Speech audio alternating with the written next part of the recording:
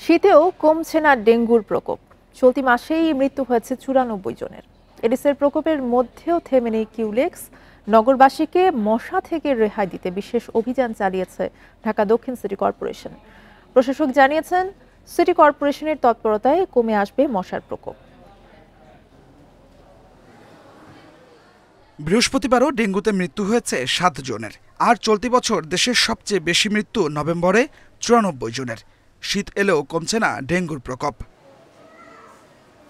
Aedes প্রতিরোধে নিয়মিত কর্মসূচির পাশাপাশি শুক্রবার বিশেষ পরিচ্ছন্নতা এবং মশক নিধন কর্মসূচি নেয় ঢাকা দক্ষিণ সিটি কর্পোরেশন। এদিন ধানমন্ডি এলাকায় চালানো হয় অভিযান। ধ্বংস করা হয় এডিসের প্রজননস্থল। প্রতিটা জায়গায় ময়লার ভাগাড়। আমরা চিন্তা করেছি যে এটা আসলে আগের অবস্থায় ফিরিয়ে আনতে হবে। এই কারণে আমরা আজকে এই উদ্যোগটা গ্রহণ করেছি। অন্যান্য অঞ্চলের মতোই ধানমন্ডি ৯ শতাধিক কর্মী আমার এখানে কাজ করছে।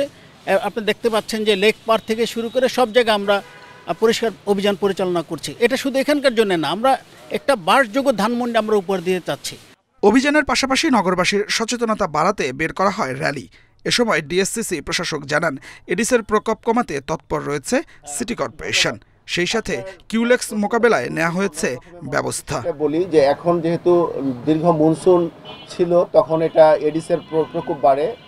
মনসুন চলে গেছে, এখন কিউলেক্সের সময়, এবং এই জন্যই আমরা আসলে পরিষ্কার পরিচ্ছন্নতার পাশাপাশি যে ওয়াটার বডিজগুলো রয়েছে সেগুলোর উপরে আমরা জোর দিচ্ছি, এবং এটি কয়েকদিন ভালোভাবে পরিচালনা করতে পারলে কিউলেক্সটা নিয়ন্ত্রণে চলে আসবে।